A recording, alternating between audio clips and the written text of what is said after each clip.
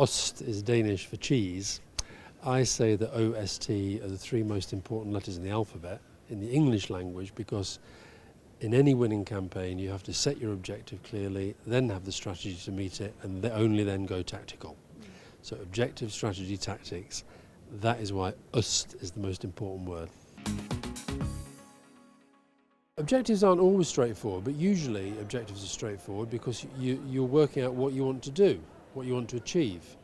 So football, one of my favourite chapters in the book is a discussion I had with Jose Mourinho, the Chelsea manager, about the difference between strategy and tactics in politics and in football. And it's different, but there are similarities. But for me, the strategy is the really hard bit, particularly in political campaigns, that's going to take you from wanting to win. And it's not easy. But the key to it is strategy. We lost the election recently because we weren't winning strategically on leadership and the economy. And if you're behind on the economy and leadership and your strategy is not right on either, you're in trouble. The strategy is, if you like, the main means by which you're trying to get somewhere. It's the big themes of your plan, and the tactics are, in a car it would be the nuts and the bolts. So a car, you design a car, and then you have the nuts and the bolts. So in a campaign, in New Labour, our objective was to win when we were in opposition. The strategy was New Labour, modernisation. The tactics were everything else that flew from that.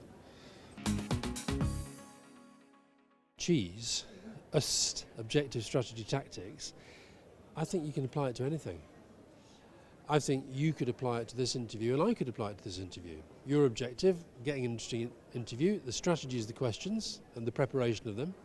My objective is to tell you what I think, hopefully get your viewers interested in my book about winning, and my tactics are the words that I use. So you can use it about anything. You can use it, if you want to lose weight. Objective, lose weight. Strategy, diet. Tactics, put a picture of yourself on the fridge and then map it as you change. So you can apply it to absolutely anything.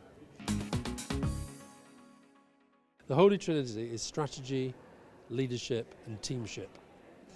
And I think in a winning campaign, a winning organisation, a winning business, a winning charity, whatever it is, the three go together. I put strategy first because I think it's the most important. But once you've got the strategy, you need good leadership to take it through, and you need a team. There's nothing big in the world that happens without a team. Nobody ever achieves anything on their own. That includes golfers. They may be the only people swinging the club and hitting the ball, but they've got a team. It includes motor racers. It includes writers. Yes, the writer goes out there, and you've heard from Adam Price today. He's a writer, okay? But what did it take to make Borgen such an amazing success? It took a team that made it happen. If you look at politics and business and sport, in sport, the concept of the team is obvious. If you watch Barcelona play football, if you watch any team event, you realise it's about the team. Okay, yes, Messi's the best player, but the team's there. There's a team thing. It's about culture, it's a mentality.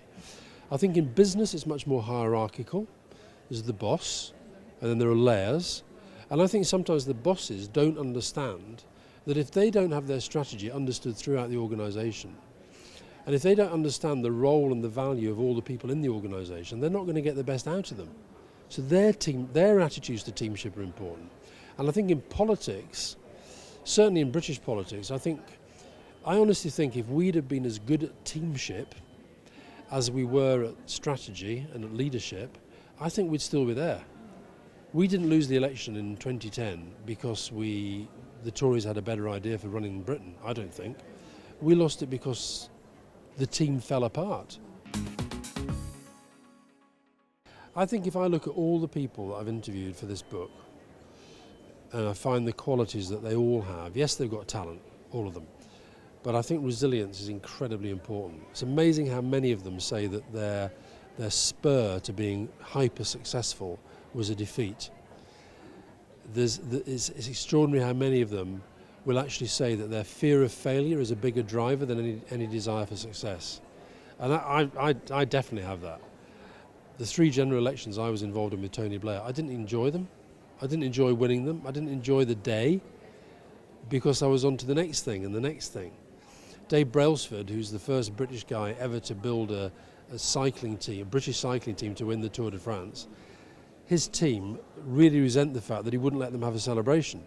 The reason was it was just coming up to the Olympics.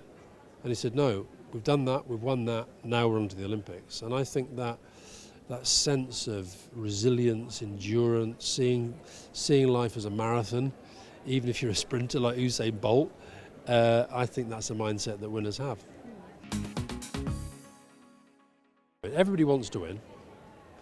Will to win is, do you have the qualities to do the things that you need to do to give yourself the best chance of winning? Lots of people want to win, but then they don't do the things that you need to do to win. If I look back at our election recently, when I go through strategy, leadership, teamship, innovation, data, resilience, I'd say the Labour Party in the last election did some of that, okay, but okay is not enough.